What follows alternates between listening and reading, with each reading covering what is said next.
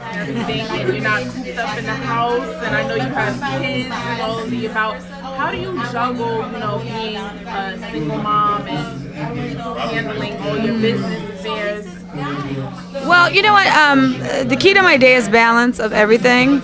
I don't consider myself a single mom because her dad is always there. We don't have to be together to be a single mom. In my head, when people say single mom, it's like just them doing all of the work, doing everything. And I do a lot of the work as just what's designated for mothers to do. But their dad is right there. And I always make sure that my children don't see any bumps in the road, or I try to. Maybe when they get older, they'll be like, hey, we noticed this, but right now I try to make sure that they don't see bumps in the road, and kind of what their father and I have gone through, I try to keep that away from them as much as possible, and not to hide the truth from them or to make them think something is not. It's just to protect them. You know what I mean? Like, how often do you want to just go back to your youth of innocence and not knowing what it's like to be worried or stressed over something? They only get one time to be a kid. That's a very few years that I have to protect and shelter them.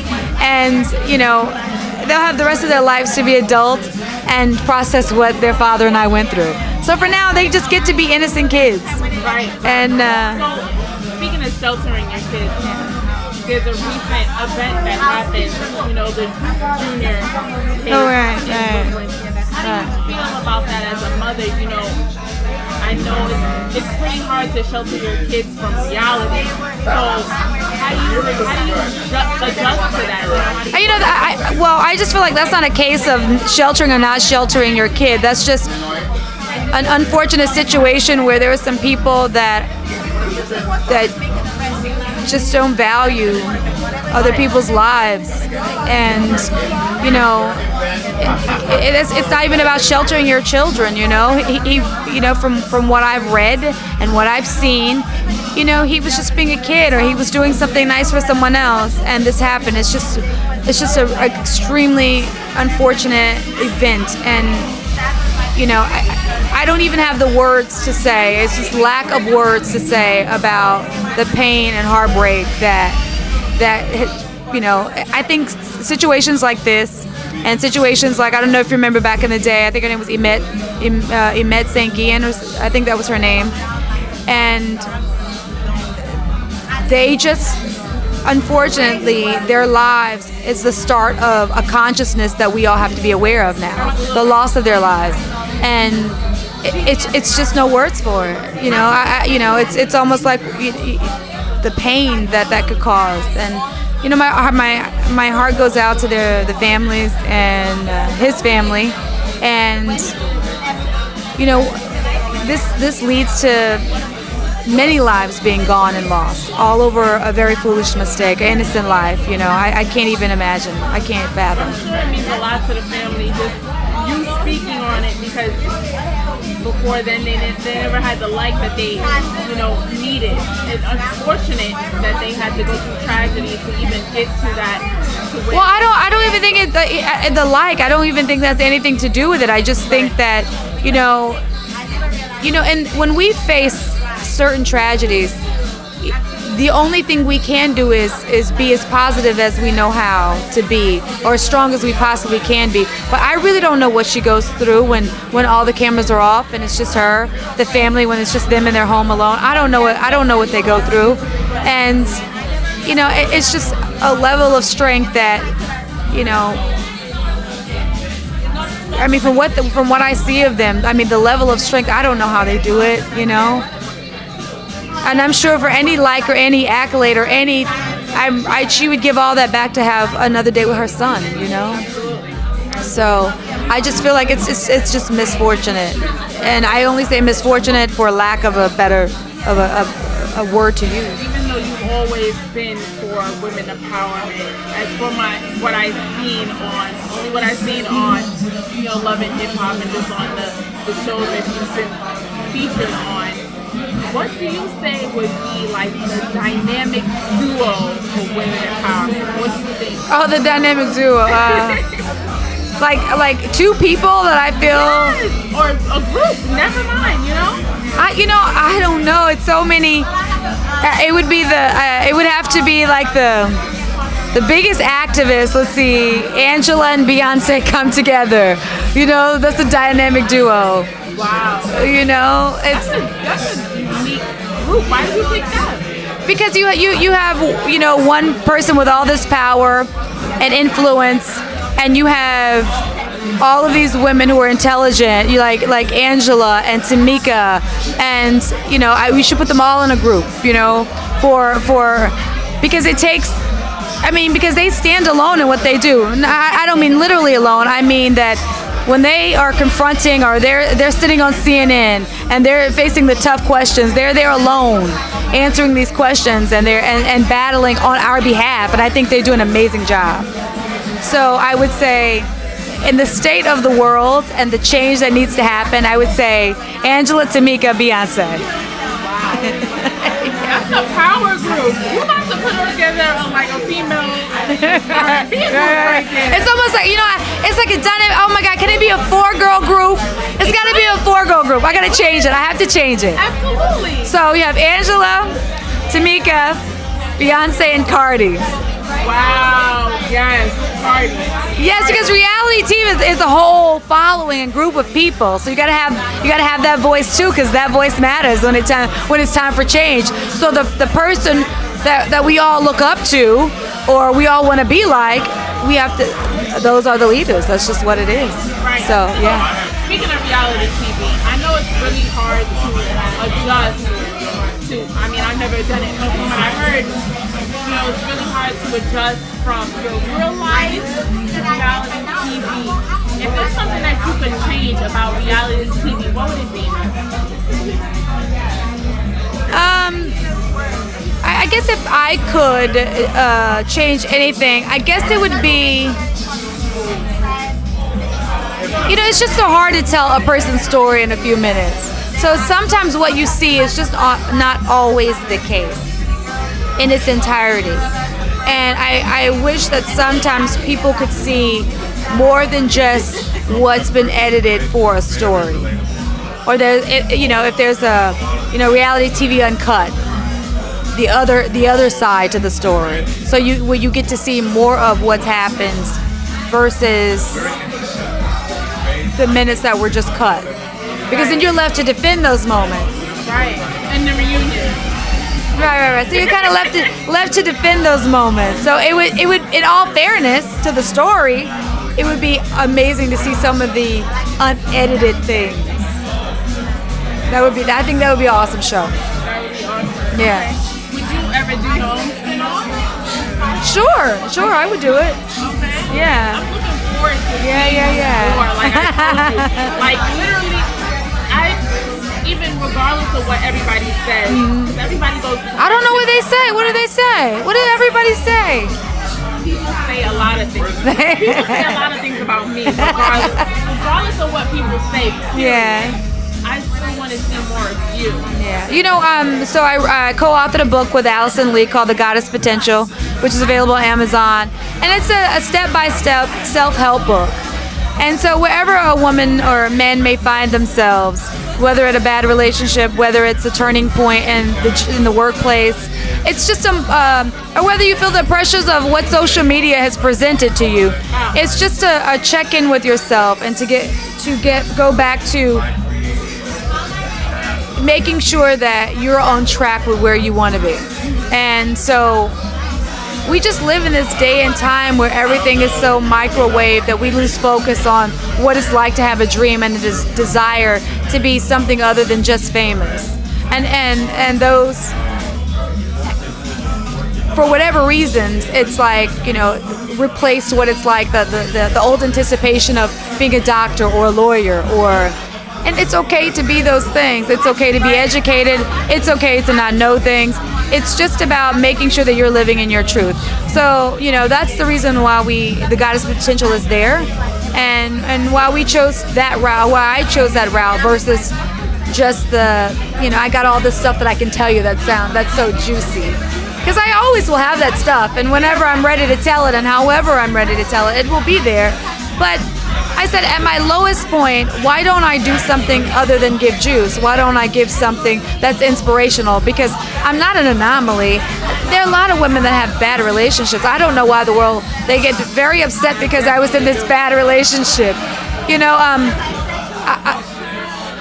it's just, you know, it's just life. And people are, and I don't know if people are angry with me because they don't ever want this to happen, so they need a reason to be angry. Or, you know, if the fear of that is why they're angry. Either way, I don't really care. I kind of follow my heart and what I want to do, and I chose to be uplifting, and I still choose to be that way. Because at the end of the day, the one thing that's guaranteed is like hard days and things that we need to overcome are going to be there. They're going to be there for sure. Good. So I saw that you were coaching, actually. I did do some coaching. I'm not really doing that anymore. I did some etiquette things. You know, I did do some etiquette, and you know, that was like something that I had a desire to do at the time. But I've kind of evolved because I went back to, I mean, why did I do reality TV in the first place? Which was to act. You know, to get to let that lead me back to a path of theater and TV. Okay. So that's what I started focusing on. I definitely see you on the TV. So I have, more often. So I just did a short one this summer. Melinda, the short film has won like 4 awards, which I'm really excited about. And just a lot of amazing actors. I was like so humbled and just so happy to even be a part of that cast. And it was written and directed by Mariska Phillips, who's also my acting coach. And I mean, she's just phenomenal. So I mean, I'm working. Everything's not for social media. I'm working, and when it's ready, it will be out there. It will be out there. I'm ready for it. Yeah. I'm ready for it. So I mean, see more power. Like honestly, I like people always say that to me. They're like, I just feel like we don't see enough of you, and I'm like, I know. Well, honestly, when you first came on to a platform that's such wide as Love and Hip Hop, yeah, I automatically thought like she doesn't seem comfortable sharing her personal life on that platform. Yeah. I feel like later on she's gonna stray away from it because after a while it's like, okay, y'all are getting too much. I don't want to see you lose yourself. I want to see you just show more of yourself. Right. You know, listen, Love and Hip Hop is a platform. I mean, it brings a lot of people every Monday looking and expecting a show. So the thing that I say all the time is like when you enter show business, you have to be ready to roll with what it takes to get you where you need to be. And there's not one person that has achieved anything that hadn't had to give something. There's a compromise. There's a story that has to be told. There's something that you're uncomfortable with, and you know, if it's what you want, you're gonna give it because you know that's not gonna just define you. So I never thought Love and Hip Hop just defined me, but what it did do, and I wrote about this, I tweeted it or something, and I was like, you know, now that I think about it, I needed all this stuff for acting anyway, so it's actually kind of like the best thing. Work that in your benefit. Yeah, like I'm like, if I had experienced all this, would I have really known pain or certain things like I know now, or appreciation or gratitude? Would I have known it like I know it now? So you know, I don't have anything bad to say about Love and Hip Hop. You know, the show is women's lives and their stories and what they're dealing with, and it's true. You know, it's what people do. You told your story to the best of your ability, and honestly, I can relate to you more than most women like to admit that they can relate to. Right. At the end of the day, you did what you had to do, and now you're on the bigger and better things. So what else are you on to next? Well, like I said, there's acting. I started working on a podcast called Funny and Fun with Jack Thriller, which I'm so excited about because it's going to be amazing. Yeah, we're very excited. I don't even know if I'm supposed to be talking about it right now, but but it's so much fun, and it's like taking it all the way back to bringing you a show across the airwaves, and you know, I'm really excited about it. And then there's another podcast that I've been working on, just like my opinion on some things. You know, just life in general. I think there are things that we never go back and rethink or readjust. It's like it's been the set standard, if you will, just the way of life, and we've never really rethought it. And I feel like there's some things that I want to talk about. Like maybe we should really rethink them, and maybe that's why there is such a disconnect sometimes in relationships and the workplace, and there's just this way that we've been doing things, and it's almost like this is the only way. And if you don't do exactly this way, then unless you become a multimillionaire, super successful, then you failed. And it's not always the case. I think it's so important for people to kind of figure out what their path is in their own time and in their own space, and walk in their path. And as long as you're walking in your path, I feel like the levels of happiness and the growth that you need to get through and live through are just immense if we learn to walk in our own path. Wow, you're so wise. I didn't even know that. You didn't even know what you were saying? No, I didn't know you were going to say that. I'm like, wow. I mean, I knew you were like that, but I'm just like, wow. No, I appreciate that. I appreciate that. That's great.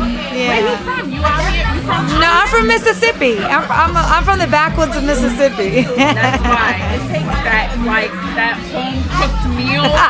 The cornbread and yams. Yes. That's what it takes. I appreciate that. Sometimes, the corner store bacon, egg, and cheese is not going to take that. Okay, that's where I'm from. No, but I'm just saying it's interesting. So when when you've been taught a certain way, it's hard to break that. Even as I'm raising my children, I have to say, well, what do you think? What do you think? And if you do it this way, what do you think? So that they get used to making decisions and being comfortable in their own skin and in their own path. And I wasn't raised like that. I wasn't raised like that. I appreciate you. I appreciate you for coming on my camera. Thank you. I love you. You look amazing. Oh, I appreciate that. Thank you. Wow. I just want to say, this was fun. I appreciate that. This was fun. Who's not looking at her right now? Who's not looking? No, this was like the best conversation ever. Really? Yeah, this is a great conversation. Wow, that's dope. I feel that. Yeah. Thank you. Why don't you tell the people what you're working on next besides, the upcoming project? Well, listen, there are a few things that you need to do. It's the summertime, and you want to go to the beach and look cute, but once you get your hair wet, you need something to do with it. Make sure you check out Wild Ebony Hair. That's at Wild Ebony Hair. I do wear protective styles. Today I have my hair out, but it will be going up with all this humidity tomorrow. I'm putting my wig back on. And just follow me on Instagram. I am Tara Wallace, and just whatever I'm doing, I'm going to post it there. Thank you. Thank you. I appreciate that. Hi, my name is Tosh Alexander, and I'm a singer/entertainer. Okay. Yes. So you say /entertainer. Mm-hmm. Do you feel like you entertain the crowd more, or you're more on your music? I feel as if, like right now, I'm pursuing music, but I feel like I get into acting. I love performing on stage and engaging, so I tend to say entertainer because it kind of embodies more than just singing. Okay. What do you consider yourself as far as genre? That's such a good question. I get asked all the time. I don't like to categorize myself. Growing up in Jamaica and the States, I've found a way to just merge both cultures in my music. And because I grew up on different kinds of music, I find that that's also influenced. It influences how I create my music. So it's not restricted to one genre. Sometimes it's dancehall, sometimes it's pop, sometimes it's R&B, and sometimes it's just very eclectic, like a nice mix-up. Okay. So you don't, I know a lot of artists from the Caribbean, they consider themselves branching over into the American culture.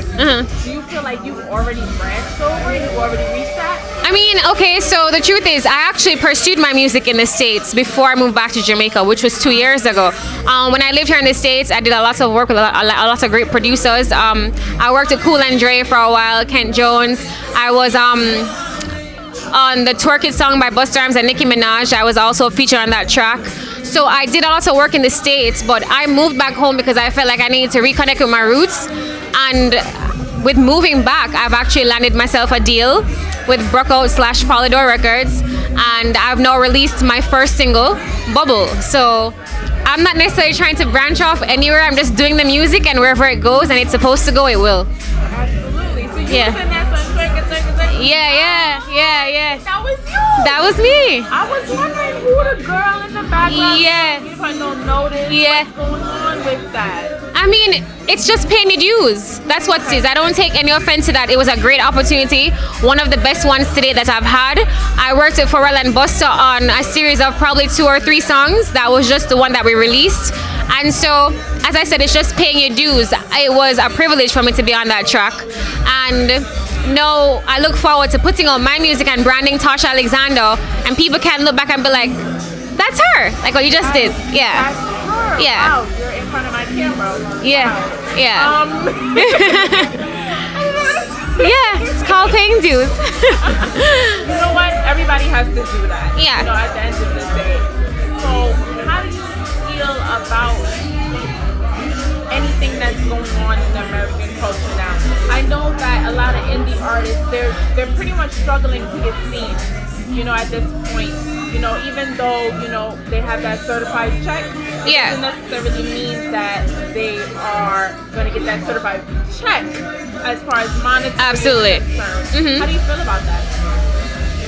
You know, when you decide to venture into any creative expression, I can only speak on behalf of music, but this is just what it is.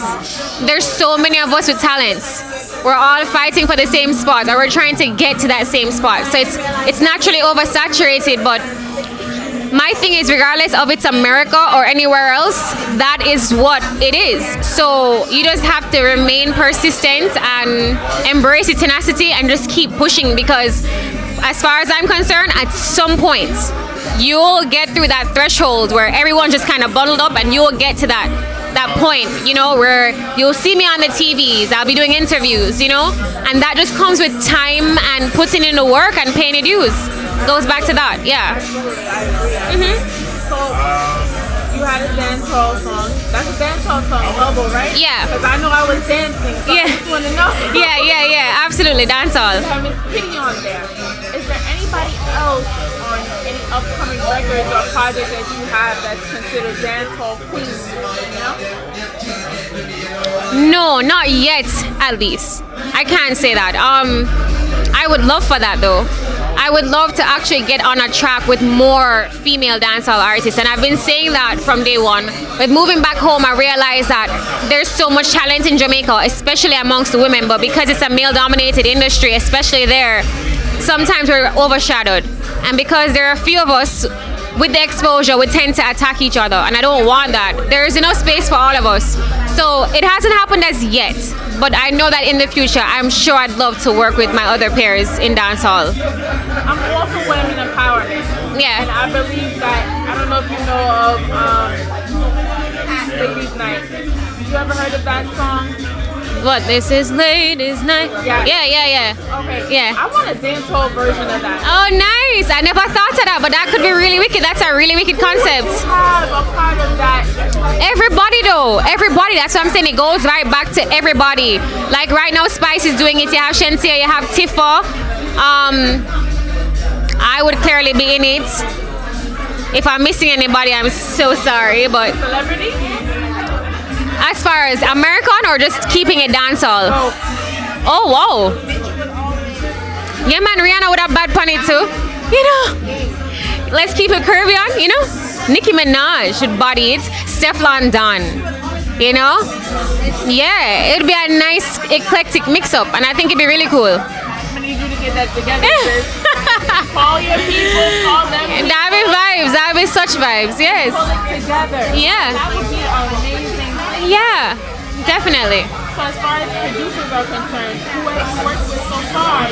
Oh, who I've worked with. I worked with lots of producers. I've been blessed. As I said, there's a producer who produced a lot of my last album. My first official EP. There's Kent Jones.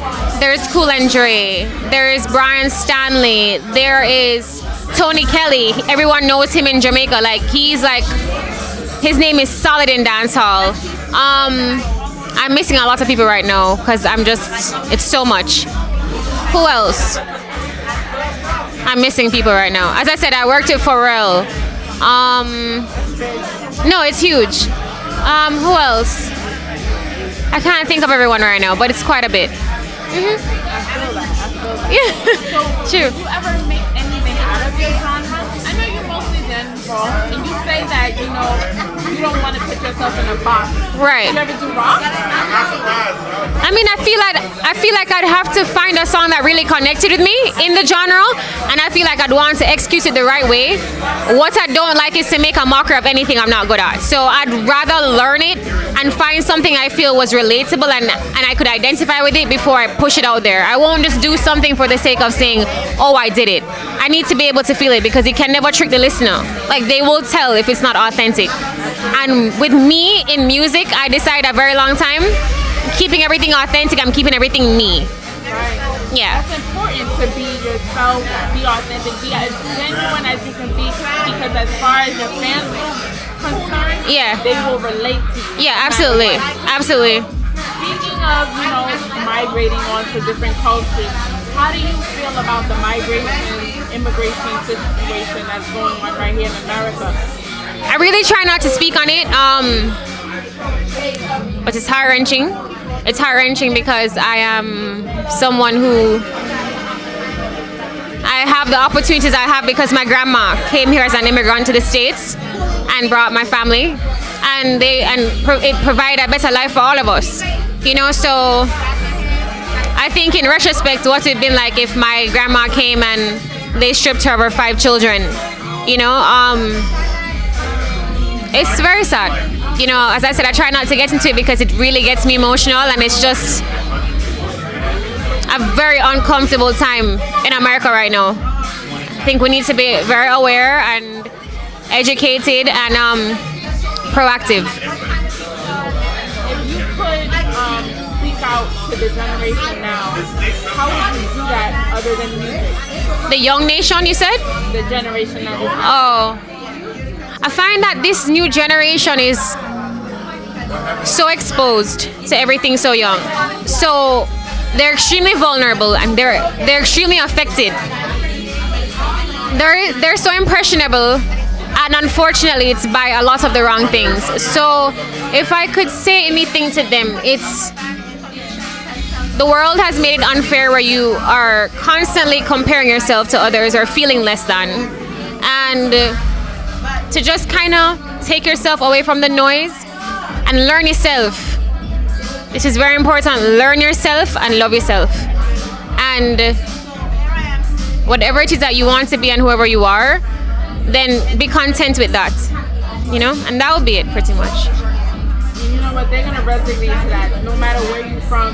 Yeah. Understand where you're coming from, because even though I am somewhat young, Yeah. I understand how you feel Yeah. being from another country and coming into the world that's confused. Yeah. Basically. Absolutely. You know what I'm saying? And I have young siblings and I have young cousins, and I see the difference in the disposition and the actions of this new generation. And culture changes, yes, but I just find that a lot of them are more vulnerable and as I said, very impressionable in the wrong way because of something like social media. That's why I keep pressing on, stop comparing yourself and just loving yourself for who you are, and don't get caught up in this facade. It's not real. Okay, beautiful. Tell them what your new project is, where you can find it at, and where they can find you. Okay, so Bubble, my new single Bubble, it's playing right now, was released today on all digital platforms. Next week the video is going to be released, and you can follow me at Tosh Alexander on all social media platforms at Tosh Alexander. Okay? Yes. Thank you. It's serious. That music is serious. First of all, the video is crazy. She got a bubble. I'm telling you. Thank you.